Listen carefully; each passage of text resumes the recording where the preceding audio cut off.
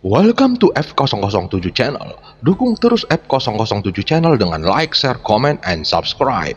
Melanjutkan cerita berikutnya dari Battle Through the Heavens.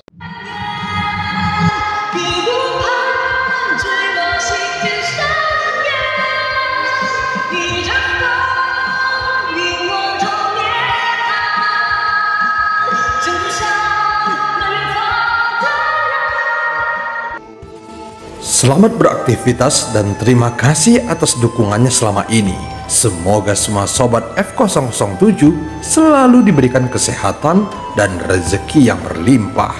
Amin ya robbal alamin. Pada part sebelumnya, cahaya biru yang dikirimkan oleh Sukyantai diblokir oleh sosok Ratu Alam Dewa Iblis Abadi. Dia merasa Avatar Master Jahat adalah orang yang baik dan kuat, sehingga dia ingin melindunginya dan berharap dapat berkultivasi ganda dengannya. Sementara itu, Xiaoyan mengalami kendala saat akan memurnikan pil, sehingga dia memutuskan untuk meminta bantuan nomor 1. Setelah berkomunikasi melalui slip batu giok, Xiaoyan akhirnya mendapatkan bantuan tanpa harus memberikan komisi. Dia sebenarnya bingung dengan kebaikan nomor 1 dan merasa ada yang aneh. Pil tubuh dewa dan iblis, ramuan ini. Saat Xiaoyan melihat resep ramuan itu, ekspresinya berangsur-angsur menjadi aneh. Sebenarnya tidak ada masalah dengan namanya, namun bahan untuk memurnikan pil ini membuat Xiaoyan sedikit terkejut. Dia menemukan bahwa bahan obat utama di dalamnya adalah darah yang juga mengalir di tubuhnya, yaitu darah dewa asli. Dan efek ramuan ini untuk bisa memiliki kekuatan fisik yang kuat. Bagi mereka yang secara fisik lebih lemah, maka itu akan memberikan efek yang luar biasa. Namun untuk Xiaoyan, tentu saja tidak ada gunanya. Xiaoyan tidak lagi membuang waktunya dan segera mengeluarkan kuali obatnya. Dia mulai menyempurnakan bahan obat lainnya. Saat apinya meledak, suhu seluruh puncak gunung meningkat tajam.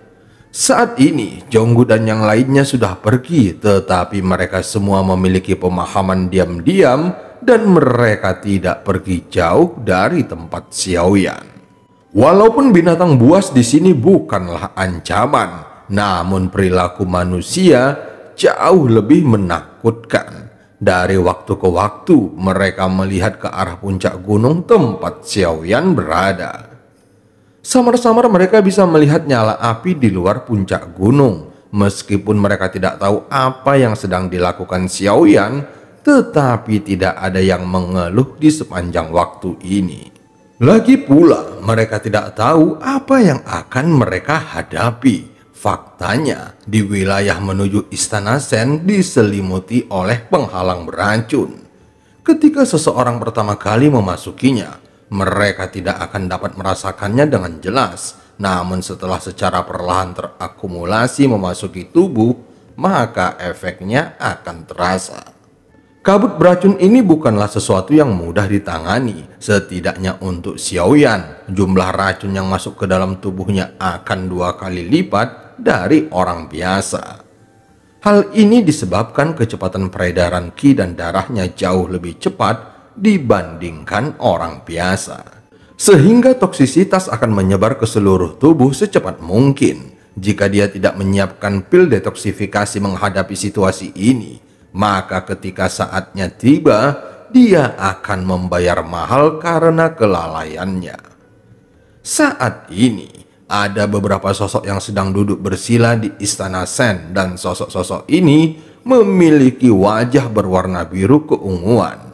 Sepertinya semuanya terkena dampak gas beracun. Namun ada satu sosok yang penampilannya terlihat biasa saja. Tampaknya dia tidak terpengaruh oleh gas beracun. Dan sosok ini tidak lain adalah Raja Roh Ningyao. Adapun salah satu sosok yang sedang duduk bersila di samping Ningyao adalah Wen Qiang, yang merupakan pemimpin mereka. Dia adalah orang kuat dari alam Dewa Iblis Abadi. Kecuali dia, sosok lainnya memiliki tanda budak dewa di leher mereka. Tentu saja tidak terkecuali Ning Yao. Gas beracun ini benar-benar membantuku. Setidaknya aku hanya tinggal menambahkan sedikit racun untuk membinasakan orang-orang ini. Ning Yao memandang Wen Qiang dengan dingin. Dia merasa sangat menderita selama ini dan niat membunuh tiba-tiba muncul di matanya. Namun Ning Yao tidak bisa membunuh Wen Qiang secara langsung. Bagaimanapun, yang terakhir belum merasakan efek fatal dari gas beracun. Saat berikutnya, Ning Yao diam-diam menyebarkan racunnya untuk meracuni mereka yang berada dalam kondisi setengah sadar. Adapun situasi di Istana Sen juga masih sepi, dan sepertinya ada pertempuran besar di sini sebelum Ning Yao dan yang lainnya tiba. Sehingga penguasa Istana Sen belum dibangkitkan lagi. Namun sepertinya hal itu tidak akan memakan waktu lama. Adapun waktu di sini seperti dua titik dalam sebuah lingkaran dan akan terus tumpang tindih sampai semuanya kembali ke awal lagi. Tempat ini mengandung keberuntungan, tetapi aku hanya ingin menerobos keabadian para dewa. Aku khawatir harus menemukan cara terlebih dahulu untuk mendapatkan persetujuan dari roh dunia kuno, dewa abadi dan iblis. Sekarang situasinya sangat buruk. Menurutku, dunia ini pasti ada hubungannya dengan dunia kuno, dewa abadi dan iblis itu sendiri. Ning Yao bergumam pelan saat mengatakannya. Dia memandang Wen Qiang dan yang lainnya. Saat ini, budak dewa seperti dirinya sedang menunjukkan ekspresi berjuang di wajah mereka. Ning Yao sebenarnya tidak takut pada tanda budak dewa di lehernya. Dia bahkan sempat berpikir untuk meledakkan dirinya sendiri untuk menghapus tanda budak dewa. Saat berikutnya, Ning Yao berdiri perlahan lalu memandang Wen Qiang dan yang lainnya lagi. Ada kilatan cahaya di matanya dan sebuah belati berwarna hijau muncul di tangannya. Sebelum melakukannya, Ning Yao melihat ke sekeliling lagi dengan hati-hati. Setelah memastikan tidak ada siapa-siapa, dia segera mengangkat tangannya dan melambaikan belati beracun di tangannya, lalu menusuk ke arah jantung Wen Qiang. Tepat ketika Ning Yao melambaikan belatinya dan hendak menusuk jantung Wen Qiang, tiba-tiba cahaya muncul di depan Wen Qiang. Terlihat sebuah perisai cahaya muncul di depannya yang menutupi sosok Wen Qiang.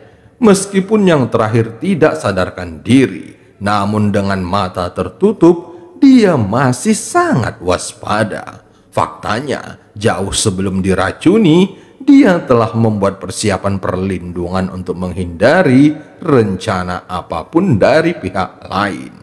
Aku tidak berharap, ternyata dia sangat berhati-hati. Wajah Ning Yao menjadi gelap, tangannya yang memegang belati hijau sedikit bergetar. Jelas sekali bahwa formasi pelindung Wen Qiang masih memiliki beberapa trik, tetapi sekarang dia telah mengambil tindakan. Tentu saja Ning Yao tidak akan mudah menyerah, apalagi sekarang mereka sudah diracuninya, dan ini adalah waktu terbaik untuk membunuh mereka semua. Orang-orang ini mempunyai tanda budak dewa termasuk Ning Yao. Begitu Wen Qiang mati, maka semua budak dewa yang mengikutinya akan binasa. Tentu saja tidak terkecuali dirinya. Namun dia berani melakukannya karena dia memiliki jantung biru. Ning Yao sangat yakin bahwa dia tidak akan terbunuh oleh ledakan tanda budak dewa ini. Dan resiko terburuknya adalah tubuhnya hanya akan terluka parah. Segel keempat dunia seribu jalan Buddha dan iblis.